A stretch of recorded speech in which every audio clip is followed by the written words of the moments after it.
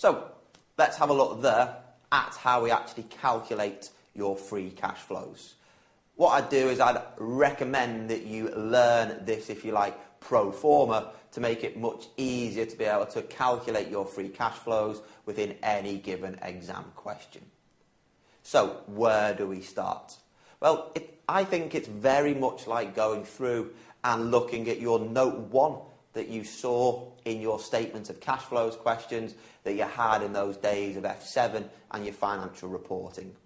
Remember what we did there in note 1? It's all a little bit hazy, I understand, but remember what we did there is in note 1 to your statement of cash flows, we had to calculate your cash generated from your operations. What cash do we generate on a day-to-day basis? And what we did there is we took the profits before tax and we went through there and adjusted them for non-cash items, so depreciation, amortisation, impairments.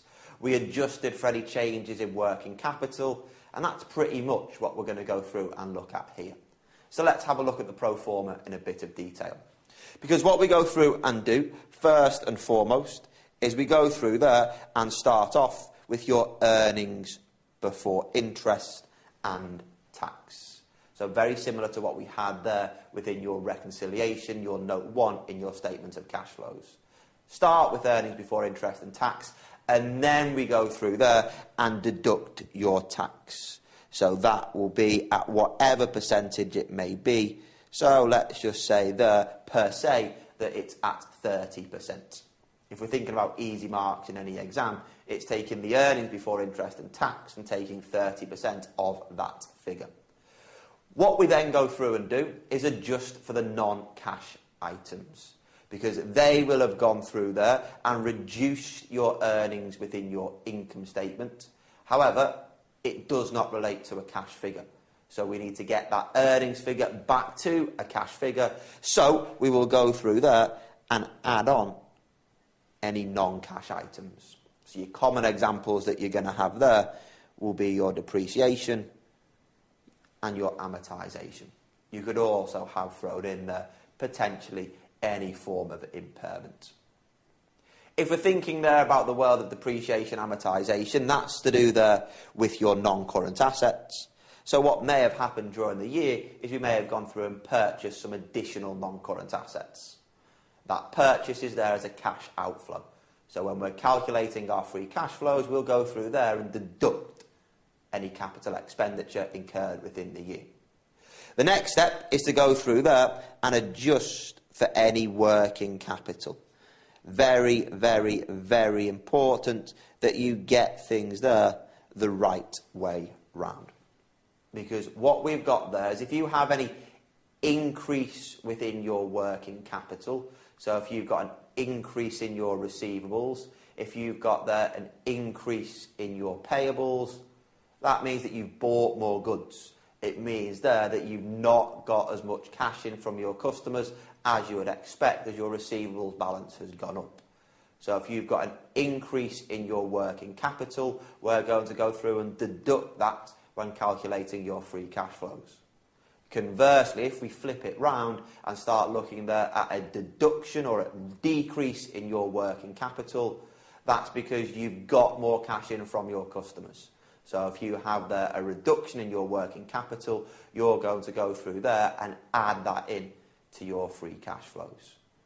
It's at that point there that you normally end up with your free cash flows for any given year. Just be careful, there could be a given year whereby we get to the end of a project's life and we have to scrap the machinery that we've bought for our project. If we go through there and scrap the machinery, we just need to go through there and add on the scrap value of your non-current assets.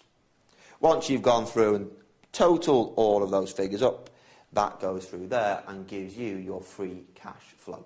The cash flow that is available to the providers of finance of your business. So if we look at that then in terms of a numbers example, it's worthwhile keeping that pro forma to hand to try and make it as easy as possible to work through this free cash flow example that we have here. So what do we have within the question? What information have we got? Well, it's up to you. You've got two ways to think about it. One, you can go through, read the question and put in the numbers as you go along. Or two, you can lay out your pro forma and ensure that you have everything in there and then fill in the blanks as we go along. I'll leave that choice to you. I'm just going to go through, work the question as we see it, and then update the numbers. So, what do we have? Well, we're told first of all, that we have our earnings before interest and tax of £225,000. So that there will be the starting point of calculating our free cash flow. So we have there our EBIT, earnings before interest and tax, of £225,000. That's the, if you like, profit figure that would usually come from your income statement that we then need to go through and adjust. So what are we then told? Well, we have there some depreciation. Now that depreciation, we need to go through there and add the depreciation back to your earnings before interest and tax before we go through and calculate any cash flows. Similarly, we've also got there a working capital balance of £2,500, and the key bit there is that working capital has increased during the year. So we've got more inventory, we've got more receivables. So what we're going to have to go through and do there is we will have to go through and deduct that increase in your working capital. Next step is that we're told that we have to invest £22,500 in your non-current assets. So that £22,500 is a cash flow, it's a cash outflow, so we will deduct it in calculating your free cash flows. Last but by no means least, you are told there that profits are taxed at 30%, so that there will be your tax rate that you then apply the 30% to of your earnings before interest and tax. So let's just go through and update those numbers within our answer. So what we had there is we were told that we had tax at 30%. So we're going to deduct our corporation tax at 30% of my 225,000. Gives me there £67,500. So if you want, you can go through, just put that in brackets, so that when you come back to go through and rework it at a later date, you can see where that £67,500 has come from. After that, we needed to go through then and adjust for our non-cash items. So there, I think we had some depreciation to add back of £15,000. We also had then some capital expenditure. So our CapEx outflow needs to be deducted at £22,500. And then the difficult bit is you've got there your increase in your working capital. If you have an increase in working capital, you have less cash available to your finance holders. So you will deduct the increase in working capital, and if we go through and total all that up, you should get there £147,500. Easy? Yeah, I think so. Don't think there's anything too tricky or too technically difficult to go through and trip you up there. Bear that in mind. That will ultimately go into a longer, more difficult question, but that just goes to show there's easier aspects of any question that you have within any exam. Let's now go through then and look at our free cash flow to equity. We've already gone through and looked at our free cash flows, so the cash flows available to the providers of finance.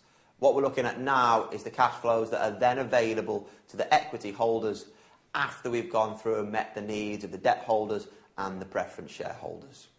Now, what we have here are two methods to be able to go through and calculate your free cash flows to equity. First one is referred to there as the indirect method, and the second one is referred to as the direct method.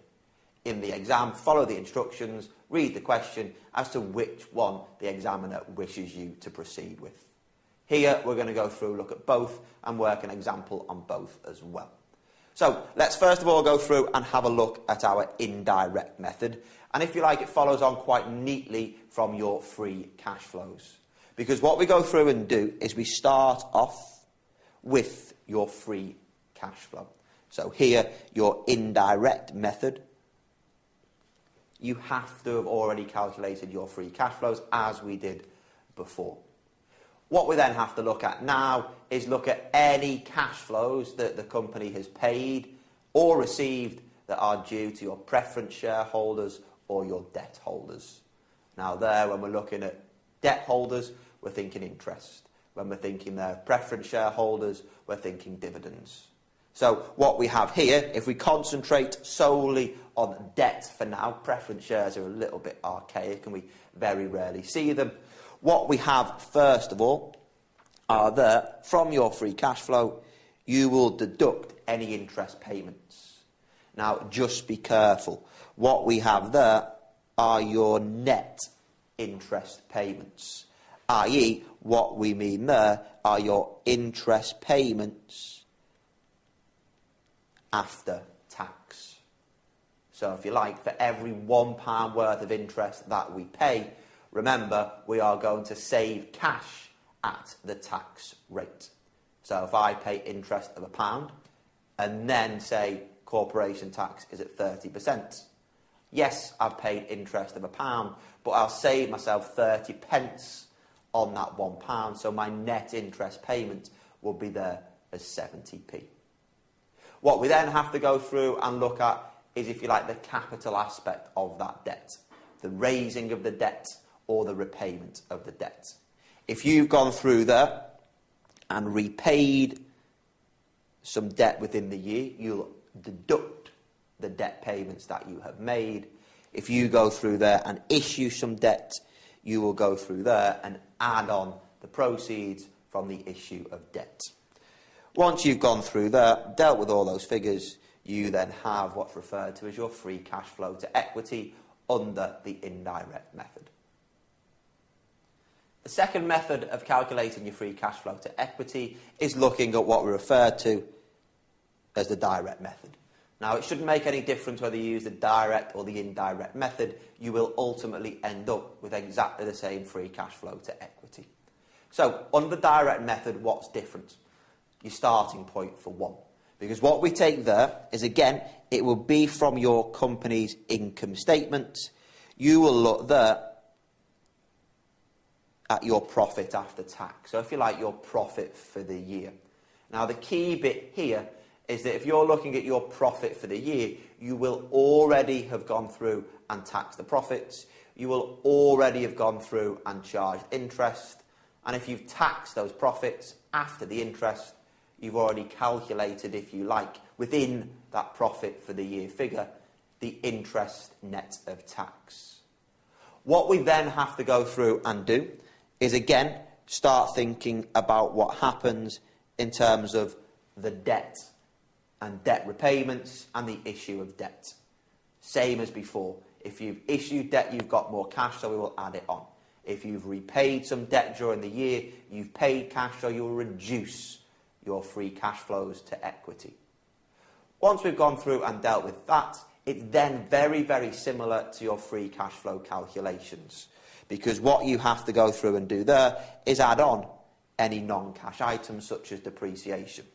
You then have to go through and deduct any capital expenditure. You will then go through, same as before, if you've got a decrease in working capital, you will go through and add that on as a cash flow because you've reduced your level of receivables and received more cash in the business. And if you have if you have an increase in working capital, you therefore have more inventory, you have more receivables, so therefore less cash within a business, and deduct that figure. Once you have that, that goes through and gives you your free cash flow to equity, which, if you like, goes through and gives you a measure of the dividend capacity of this business. Let's have a look at a numbers example. So what are we confronted with within this example? Well, what we've got is we're given a company's income statement. And as you can see there, it's got the usual line items: revenue, cost of sales, operating expenses. Goes through there and starts looking at interest, a little bit of taxation that's charged, going through there and giving you, at the end, your profit for the year. So if you like, your profit after tax. What we then have to go through and do is do some calculations. So first of all, we have to go through there and calculate your free cash flow. And then in part B, it wants us to go through and calculate our free cash flow to equity under both methods, the direct and the indirect method. Whichever method we use, as we said before, we should end up with ultimately the same number.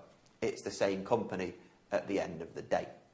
So let's go through first of all and calculate our free cash flows. If we go through there and look at part A, and look at our free cash flow. Remember, what we have to go through and start off with is our earnings before interest and tax.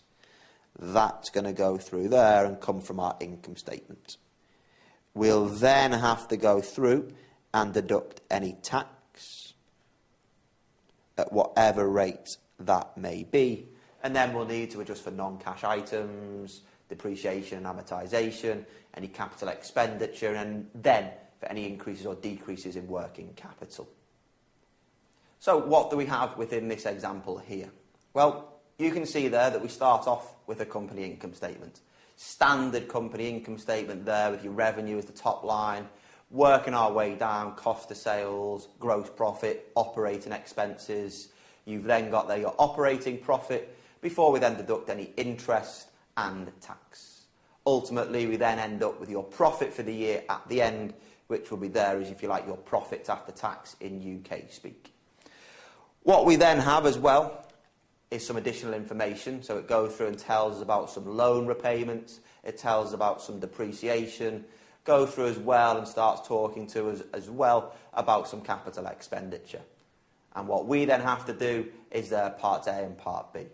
Part A to calculate your free cash flows, and then part B calculating your free cash flow to equity under both methods, so the direct and the indirect method. So let's go through there first of all and work with our free cash flow in part A. Now remember, in order to calculate your free cash flow, you start off with your earnings before interest and tax from the income statement. We'll need to find that within our analysis. We'll also then need to go through and deduct the tax at whatever percentage that may be. So here, within the example, what do we have? Well, we're not categorically given our earnings before interest and tax. However, what we are given is we are told that tax is there at 35%, so that will be quite useful once we've found our earnings before interest and tax. We're also told the interest. Now, if we look above that interest, we're given there our operating profit. Now, that operating profit is based upon our earnings, and it's before any interest and tax. So that £313 million is there as your earnings before interest and tax. So, based upon earnings before interest and tax of 313 million, tax at 35%, we can go through and start to play with the numbers. So I've got earnings before interest and tax of 313. Tax at 35% is there at £110,000, which you don't have to total it up at this point, but your earnings after interest and tax are there at £203,000. What we then need to go through and do is adjust for any additional information.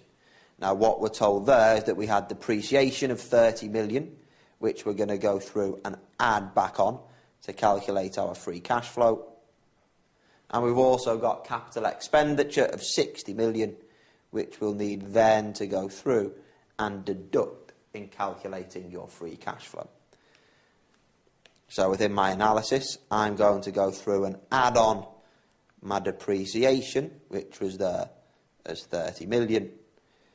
I'll then go through and deduct your capital expenditure of 60, which goes through there and gives me 173 million as our free cash flow. Simple. You just need to go through, find the information that's given to you within the question. It's perfectly workable. Next, we're going to go through there and look at part B, calculating your free cash flows to equity under both the indirect and the direct method. Now, remember, when we looked at our indirect method, the way in which we started was that we went through there and used our free cash flow figure and then adjusted that free cash flow figure for any interest and any repayment or any issue of debt during the year.